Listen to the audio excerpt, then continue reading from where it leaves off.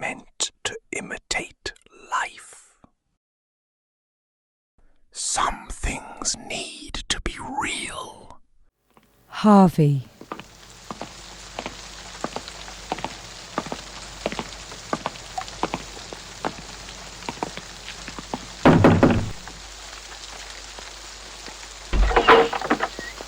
Yes? Who is it? Oh, I see. Yes, you'd better come in then. Out of the rain, the pair of you.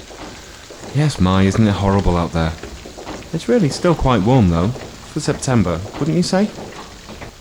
Yes, that's right. In that room there. On the right. In you go. That's it now, then. Sit yourselves down. That's it. On the sofa. Now, can I get you anything?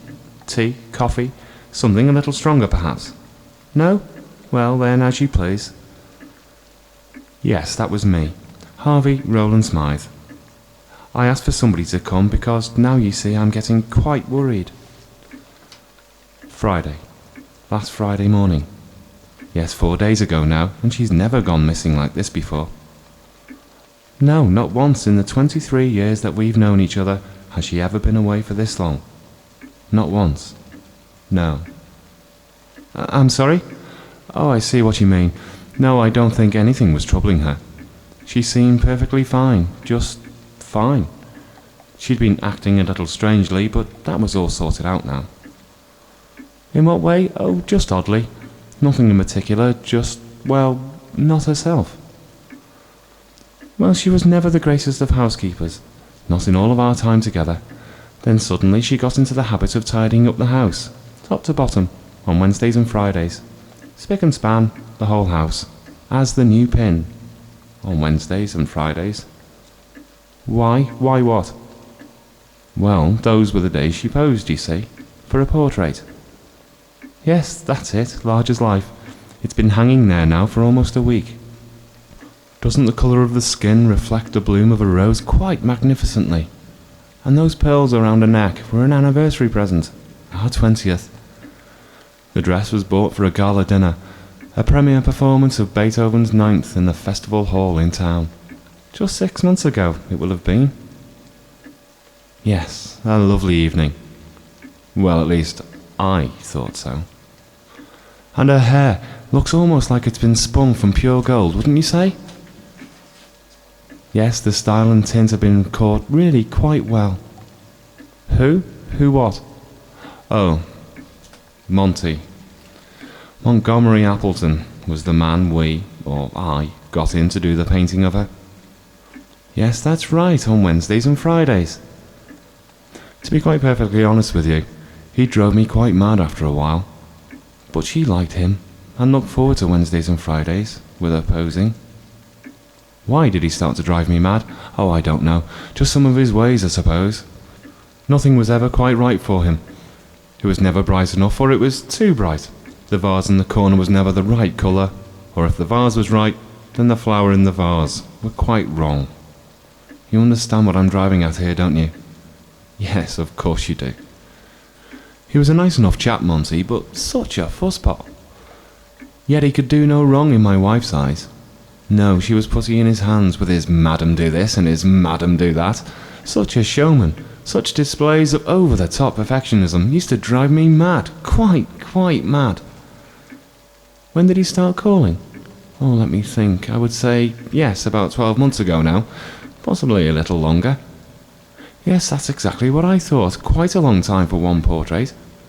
A very long time. Too long, really. Well, she started to sit for him down here. But then, after a few weeks, they started to pose upstairs in our room. For hours and hours she'd pose. And laugh together. And giggle together.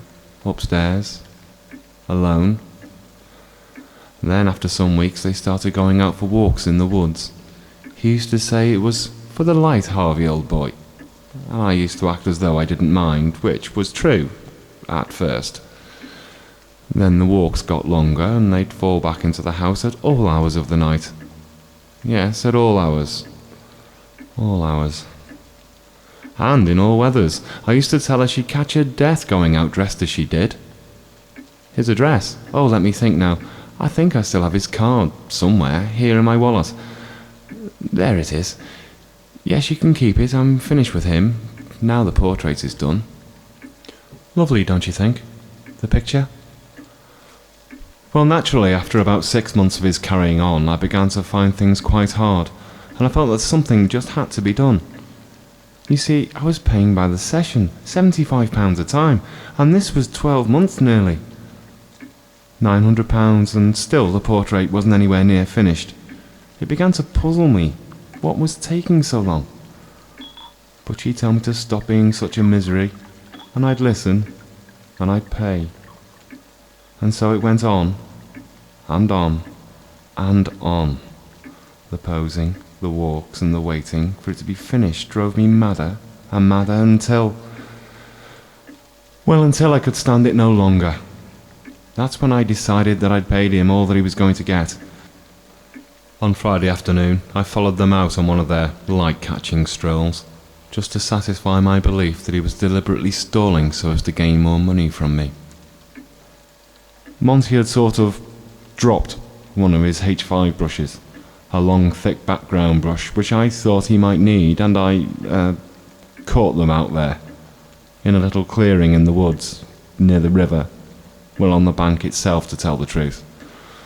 Her clothes and frilly black underwear were placed in neat little piles here and there, accompanied by his overalls, his shirt, and his vest of pastel pink. Odd, really, because Alicia's underwear had not seen the light of day since Christmas '75. She had always said that the frills irritated her when she walked. Not, you understand, that she was doing too much walking when I saw those frills next on that particular Boxing Day. Next? What do you mean? Oh, well, I walked up slowly on them and confronted them both, didn't I? Yes, no wife of mine was going to be put into or out of uncomfortable underwear. Bad light or not. I gave him his brush back and dismissed him on the spot. Sacked him? Yes, I suppose you could say that. The H5 is a particularly heavy brush, with a sharp point at the handle's end. I sort of tapped him on the back, just the once, you understand. But a bit hard, and the handle went sort of in, I suppose. Right to the bristles. Oddly, I felt little, and all I could think of was a simple little phrase, paid in full for services rendered, bouncing around inside my head. Over and over and over again. My wife? Oh, she complained bitterly and began to cry quite heavily. I knelt down and brought her to me. I felt her naked, heaving bosom next to my heart as she sobbed, and I hugged her, and I hugged her, and eventually she stopped crying. Stopped everything, actually, if the truth be known. She was very wet, her face and hair very wet, from the tears, I suppose, or possibly from the river. You see, I'd been squeezing her so hard that she might have inadvertently tipped sort of backwards, so that her head was in, well, rather, under the water. What? Oh, yes. But she's with him now, I suppose, though, Monty, still looking up at me, the pair of them, and laughing and giggling together. But yes, she's quite dead, Sergeant. Quite dead. Oh yes, I'm sure of it. I buried them out there, you see, after I'd finished with them both. Oh really, must we go? Well, could I possibly take the picture with me? Why? Because in the portrait she's quite alive, don't you think? My poor late wife. I said that she'd not been home since Friday, but that's not entirely true. Who finished the portrait? Why, officer, who do you think? Why exactly do you think the colour of the skin, the tint and the style of the hair look quite so natural? How would you suppose I'd manage that? Not everything is a question of art, you know, Sergeant. Something has to be real. Some things need to be real.